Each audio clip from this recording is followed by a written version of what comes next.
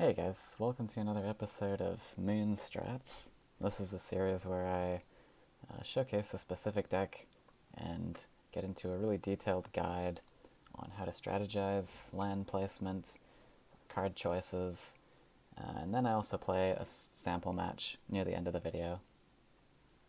So if there's any specific archetype that you'd like me to play, please drop a comment below.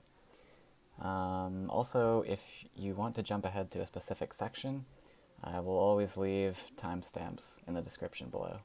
So this is a yellow flyers deck. I think it's a very good introduction into the yellow archetype. Yellow has a lot of mobility from things like Flashwind or Desert Twister, Celestial Tower. All of these cards give your creatures a lot of mobility, and pairing those up with these flying creatures, which don't require lands to step on, you can just zip your creatures all across the board and really get good control over the board. Paired alongside with removal spells such as Soul Drain or Last Nightmare. So Celestial Tower specifically is an interesting card for this deck because it gives a creature charge 3. So all of these creatures are flyers, don't require any lands, so unlike other decks where maybe you're using like Horsemaster or something to give charge 3 to something, you don't need to worry about lands at all. These will always threaten that charge 3 no matter where they are on the board. And this deck is very good at shooting off to both sides of the wells, and again, because of not needing those lands to reach the wells, you can quite easily get at least one creature into double collection on one side, and then also keep pushing up creatures on the other side. So it's very good at keeping creatures on board, on the wells, and really gaining a lot of value that way. So some of the card choices here. Demon Wing is very strong as a turn 1 play, since it only requires 1 desert and 3 Faeria. Windborn Emissary is a very solid card as well. Gains +2/+0 when you control another flying creature, which is just incredible value, having a 5/3 for 3 cost. And then, of course, Drakkar Sky Captain is nice synergy with this deck, because whenever you draw a flying creature, you get +1/+1. And it might be a little strange to see that this is only a 2 of in the deck, but my reasoning here is that this is quite the expensive card for the stats itself. It doesn't give much of a presence on board. It is a very good card for sure, but I prefer just having it at 2 of. It just works a lot better to get these high attack creatures out instead. And then Windborn Champion is kind of what you're building up towards. This is your highest land cost, along with Desert Twister. But Windborn Champion is a very powerful card once you get the lands built up for it. Charge 5 means it can move in a straight line anywhere it likes on the board, plus you get to move a creature. So this mobility is absolutely devastating on the board. Never underestimate the power of mobility in Faeria. It's very good for keeping control of the wells, keeping your opponent's creatures off the board, and just a surprise in general from your opponent. For the Mulligan, you just want to get a starting creature, that being either Iona, Demon Wing, Emissary, or Sky Captain. And for me personally, I also like to keep either Kaleem or Manta Rider if I don't have one of these guys. I just feel really safe, even though it's a 3 desert cost. It's a little bit more pricey, but I just feel safe knowing that I will have a guaranteed creature, at least by turn 3. This deck really is strong when you've got a lot of creatures in your opening hand. I like to just have 2, at least, and then if you do happen to have 3 creatures, I'd probably toss one of them in hopes for like Soul Drain, maybe even Flashwind or something like that. But I do like to scoop until I've got maybe 2 creatures in hand. I just feel really safe having that, because these are also very weak bodies. They can be removed quite easily, so it is nice to have a backup creature at least in order to play something in place of the one that died. So getting into alternative cards, this doesn't require any DLC, but if you are starting off in Faeria, of course you don't have all of these cards yet, so you may want to be looking for other cards as deck filler, or you may just not particularly like this list and you want to add some other cards, so I'll talk a little bit about that. Sky Captain, for one, is another card that you can add as a 3 of. Like I said, I only have 2 in the deck, but you can opt to add a third one if this is a card that you like using. If you do use this card, it can be a good option to pair it alongside with Iona's Smile. You draw the top 2 flyers of your deck, and this is really strong because you can get as much value as possible with your Sky Captains.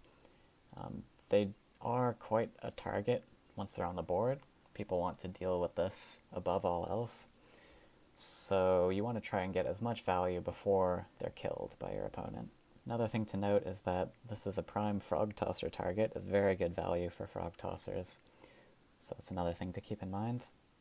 Bloatfly's an interesting include. This does require DLC, but it is also quite the powerful card. When it steps onto an enemy land, you get to add another Bloatfly into your hand. And being a 3/3 for 2 cost is just quite incredible value, and it can really start snowballing. It's very powerful also with all of the mobility tricks. Flashwind, Desert Twister, Tower, Champion. So much mobility in this deck that can quite easily get these corrupts to trigger. Another card that is quite the good include is Air Elemental. I don't like this card as much. I think that there are better flyers to use, but again, if you're looking for deck filler, or maybe you just like this card, it does ramp you up deserts towards those Windborn champions, so it's definitely something to consider adding in the deck. Another card is Ariana. Again, a DLC card, but she can be very powerful. Anytime she dies, you return her to your hand, so it's just a 4/2 for 4. You can just keep repetitively replaying. Can be very strong if your hand is clunky and you don't have any creatures in hand, and then once you play her 3 times, you get a treasure. So she's a very powerful legendary if you do have her and have the DLC. Kaleem's Skyguard is an okay include. It can be placed in a lot of places without lands adjacent to friendly creatures.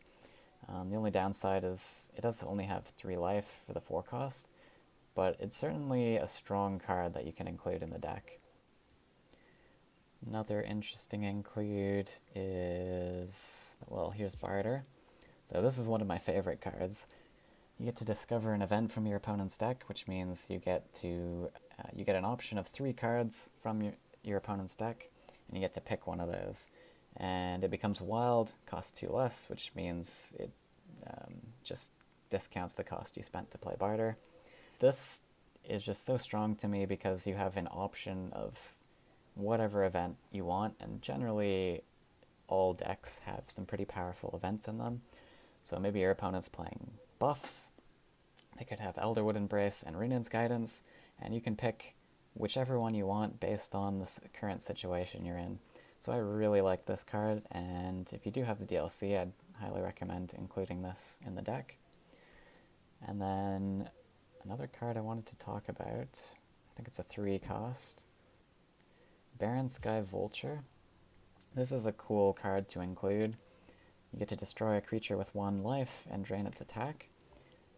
If I was running this, I'd probably only run it as a 1 of, because it's kind of a nice tech card to include.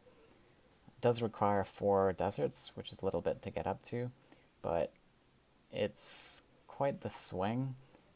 You get that extra 1 damage down onto a creature, plus you get a pretty solid creature usually on the board yourself for only a 3 cost, so it's quite the strong card. The last card I want to talk about is Drake Rider. It can be quite strong. Again, it's got Corrupt, just like the Bloatfly, So when it steps onto an enemy land, it gains +2/+2, which is very solid stats. If it's a 5/6 charge 2 flyer for 5 cost, very solid stats to get down, but you do need to trigger that corrupt.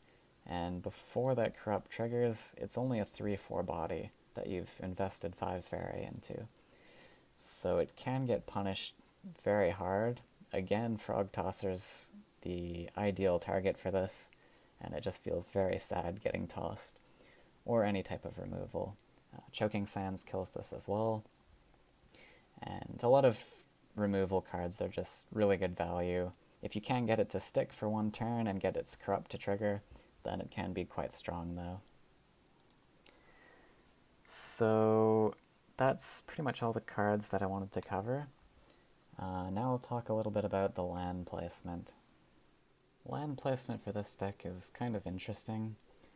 There's a few different ways to do it, and it's going to depend on your opening hand, and sometimes also whether you're going first or second.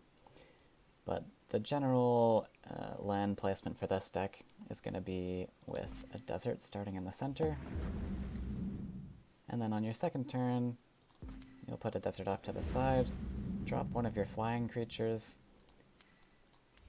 and then your third turn, you're going to build a desert right here on this spot.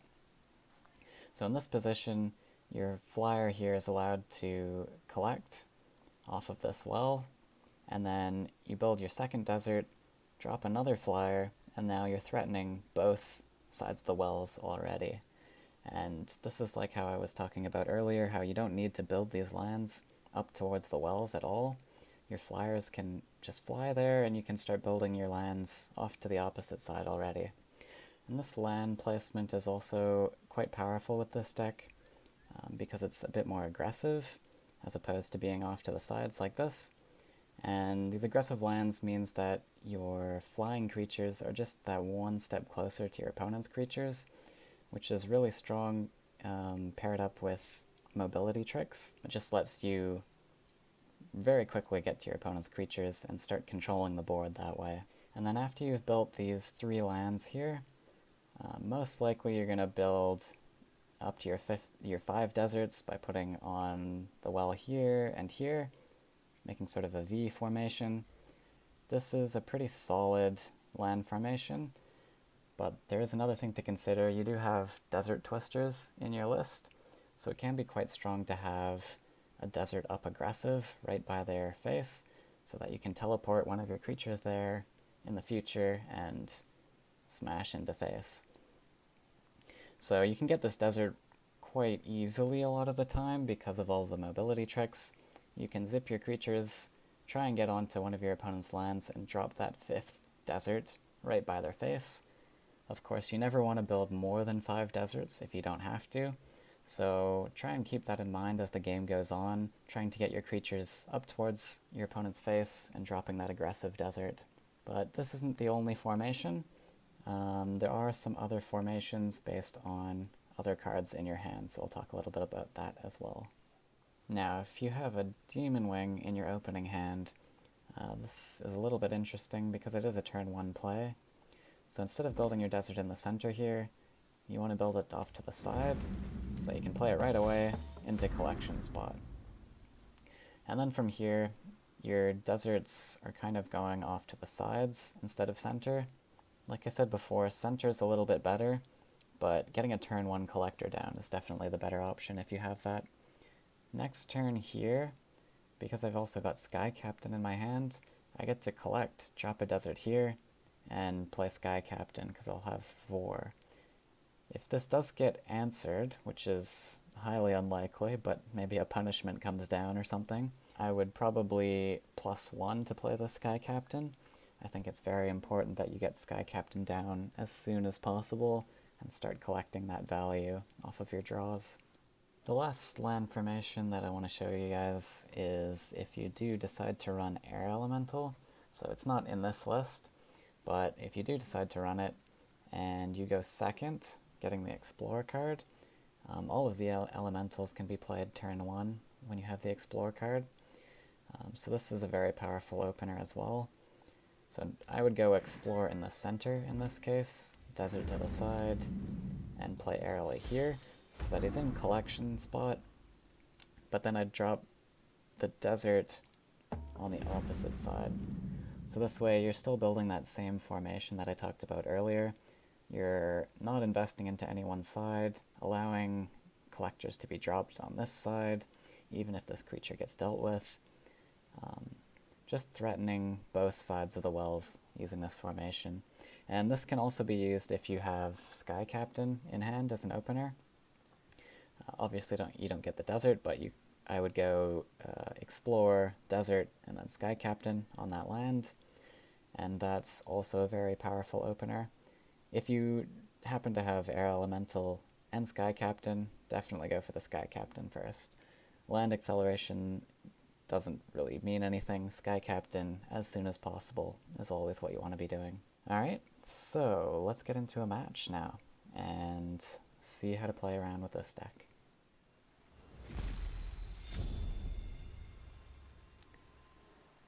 Alright, so I will keep this Manta Rider. Going second with only Manta Rider, it's a little bit sad, but we did get the Emissary.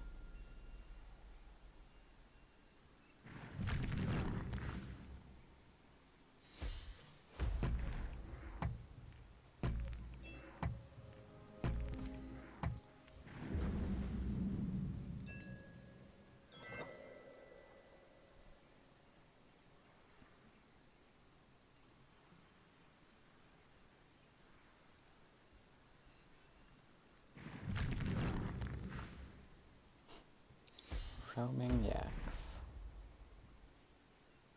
So it doesn't matter so much which side I extend to. I will take a Soul Drain on this one. Stop that collection.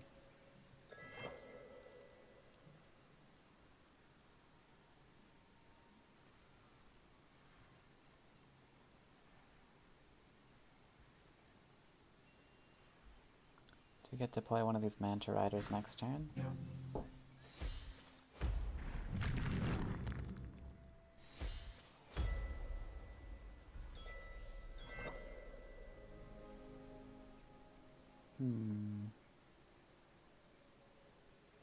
So there's not a huge point in hitting into this. I think I will drop Manta Rider on this side. And maybe Iona on this side to block this.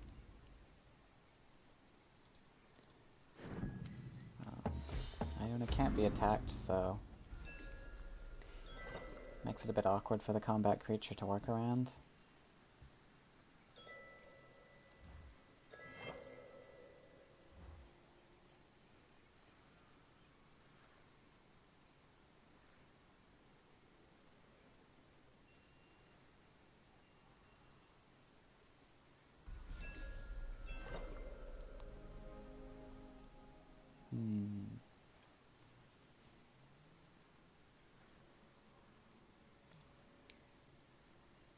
So I will just go for the collection. It's not a huge point in dropping any more creatures. I would like to build my lands towards champions.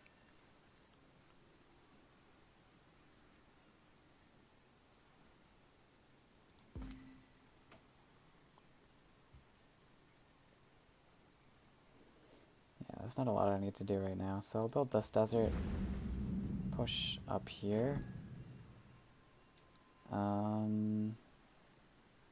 And then just stay like this. Firestorm's a consideration, so maybe I want to play around that.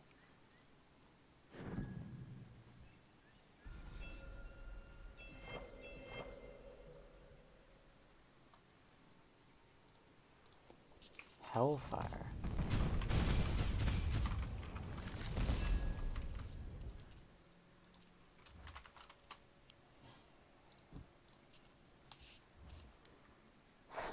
Got the perfect pings. Everyone always gets the perfect pings.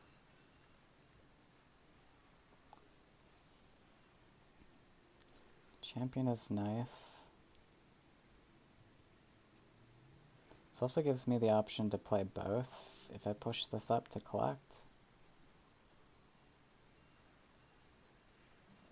But maybe I just want to save this as a trick. I think I will push this up.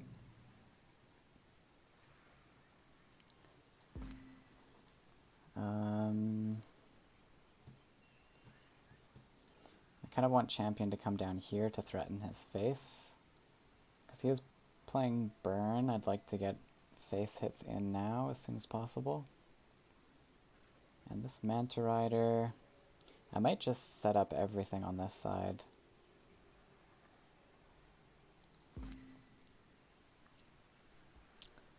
I could even put the Manta Rider between wells. Kind of like that.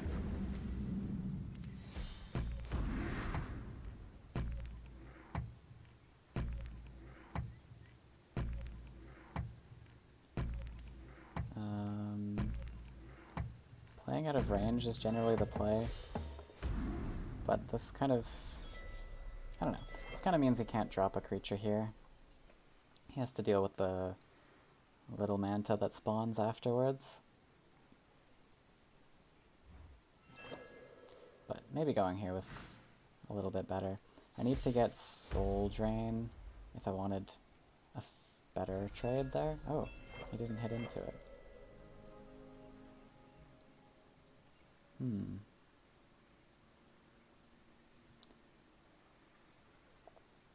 So I have the option to even Nightmare. It's not a great Nightmare. It does mean I get to push some damage into face. Wasn't expecting him not to hit him. It's not a great trade though. I don't know what he's running though. Maybe Nightmare's fine. There's some strange cards here.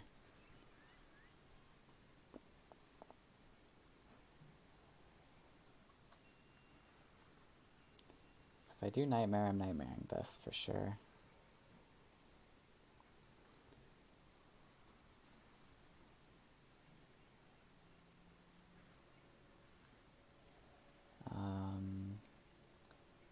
But the other thing is I already do have the clear on things, so I could just go for that. Let's draw. If I get a Soul Drain, it's a lot better. Okay.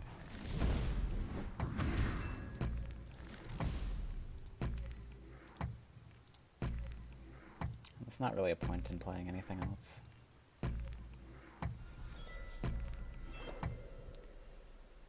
Could have been a bait for a Firestorm to come down. We'll see what happens. Okay. So I wasn't too happy about using the Nightmare there, but it could have given some nice tempo. Now the Nightmare just has to come here. Can put an aggressive desert to drop Manta Rider.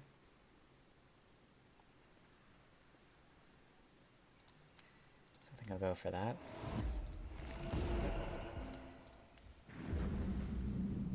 And have to Soul Pact.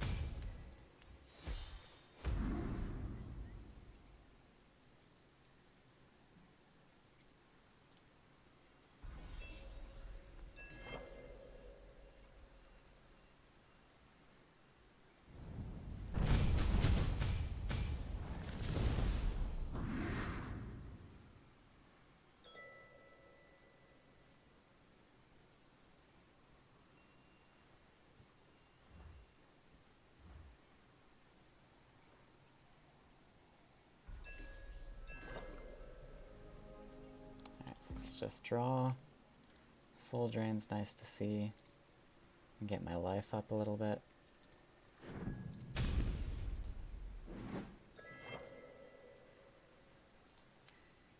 I think this Demon Wing's fine to come down here.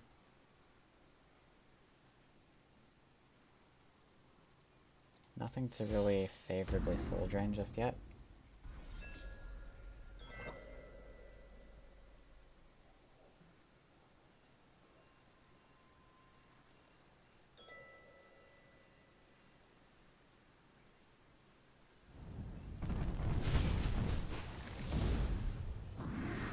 I don't like that.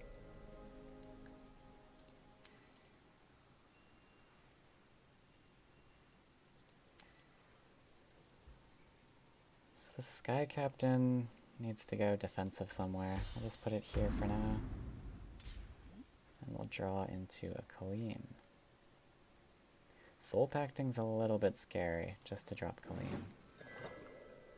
But I might go for it. I don't know.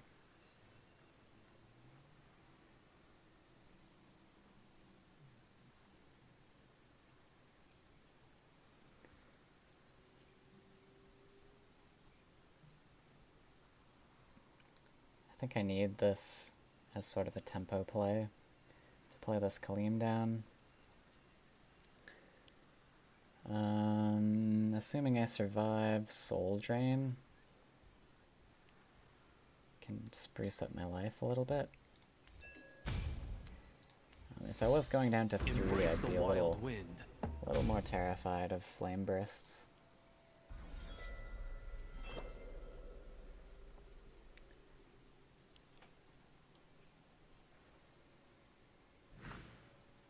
Ignis.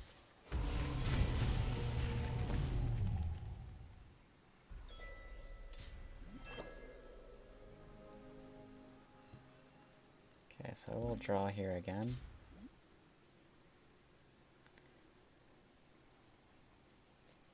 I think I'm going to use my Sky Captain to hit into this, because I need as much damage pushing face right now. Can't afford to use Kaleem to clear this. And then this does give me a juicy 2 health off of the Soul Drain, and then I get to drop another creature. I also get to play this Kaleem's Follower to hit face with, so I think I'm going to use this as a collector.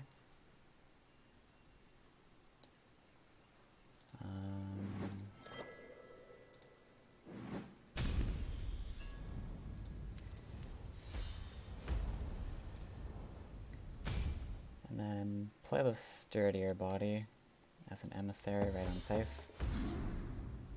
Firestorm sucks, but I can't play around too much right now.